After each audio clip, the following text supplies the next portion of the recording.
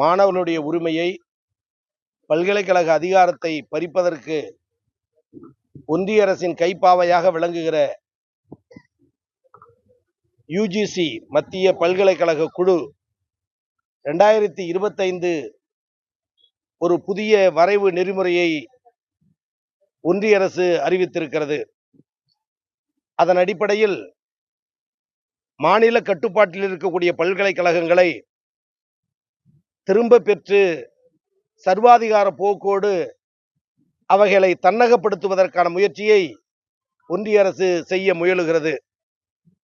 இதுவரையில் 10ஆம் வகுப்பு, +2 12ஆம் வகுப்பு, டிகிரி 3 ஆண்டுகள், பிஜி முதுகலை 2 ஆண்டுகள், அதன் பிறகு எம்ஃபில், அதன் பிறகு முனைவர் பட்டம் என்ற நிலையில் இருக்கிற தகுதியான வரையறை செய்யப்பட்ட கல்வி முறை பல்கலைக்கழகத்தில் இன்றைக்கு இருந்து கொண்டிருக்கிறது. இதன் அடிப்படையினுடைய வளர்ச்சி தான் இந்தியாவில் பிஹெச்டி முனைவர் பட்டம் முடித்த மாணவர்கள் எண்ணிக்கை இந்தியாவில் தமிழ்நாடு முதலிடத்தில் இருக்கிறது. இந்த வளர்ச்சியை பொறுக்க முடியாத ஒன்றிய அரசு வளர்ச்சியுற்ற மாநிலங்களுடைய உரிமையை பறிப்பதற்கு இன்னைக்கு யுஜிசி வரைவு நெறிமுறைகளை அறிவித்திருக்கிறது. அதன் அடிப்படையில் ஒரே நேரத்தில் 2 இளங்கலை படிக்கலாம், 2 முதுகலை படிக்கலாம். பொது கல்வி படித்தவர்கள் அறிவியல் சார்ந்த கல்வி படிக்கலாம், அறிவியல் சார்ந்த கல்வி படிப்பவர்கள் பொது அறிவு சார்ந்த கல்வி படிக்கலாம் என்று குழப்ப நிலையை உருவாக்குவது மாணவர்களுடைய கல்வியினுடைய ஸ்திரத்தன்மையை சீர்கெடுப்பதற்கு சமமாகும்.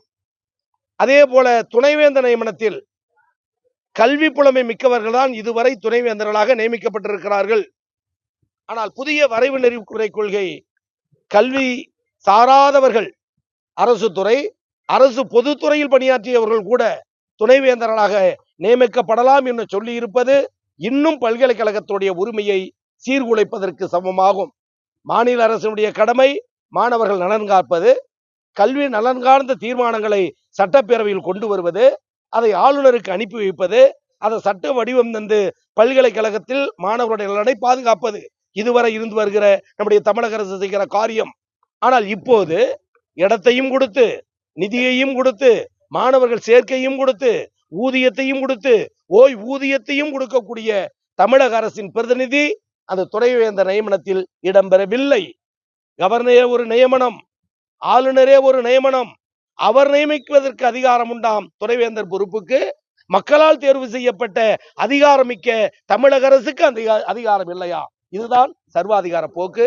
அதை கண்டிக்கக்கூடிய வகையில் நாடு முழுவதும் மாணவர்கள் கிளர்த்தெழுந்து தன்னெழுச்சியாக நேற்றைய தினம் பட்டுக்கோட்டை பேராவூரணி பகுதியில் நூற்றுக்கணக்கான மாணவர்கள் அங்கங்கு இது மாதிரி நெட் சென்டரில் மின் அஞ்சல் மூலம் அந்த யுஜிசி வரைவு கொள்கையை திரும்ப பெற வேண்டும் என்று நூற்றுக்கணக்கான மாணவர்கள் அதை அனுப்பினார்கள். அதேபோல் இன்றைக்கு நம்முடைய நாகையிலே நம்முடைய திருமருகல் பகுதியில் மாணவ மாணவர்கள் ஒன்று கூடி பொதுமக்கள் பெற்றோர்கள் முன்னிலையில் இன்றைக்கு அதை திரும்ப பெறுக, பறிக்காதே பறிக்காதே, பல்கலைக்கழக உரிமையை பறிக்காதே என்ற வாசகங்கள் அடங்கிய மின்னஞ்சலை யுஜிசியினுடைய செக்ரட்டரிக்கு, ரெகுலேஷன் கமிட்டிக்கு அனுப்பியிருக்கிறார்கள். இந்த பணி நாடு முழுவதும் தொடரும். 1965 இந்தி போராட்டத்தில் மாணவர்கள் எப்படி கிளர்த்து எழுந்து ஆட்சியை, மொழியை காக்க போராடினார்களோ, இந்தி திணிப்பை எதிர்த்தார்களோ, அதேபோல் இன்றைக்கு தமிழக முதலமைச்சர் தலைமையில் ஒன்று கூடியிருக்கிற மாணவர் சமுதாயம் ஒன்றிய அரசுடைய கைப்பாவையாக இருக்கிற யுஜிசி கொண்டு வந்திருக்கிற அந்த புதிய நெறிமுறைகளை, இடர்பாடான நெறிமுறைகளை திரும்ப பெறும் வரை போராட்டம் தொடரும். அதுவரை மின்னஞ்சல்கள் மூலம் அனுப்பிக்கொண்டே மாணவர்கள் இருப்பார்கள். நன்றி.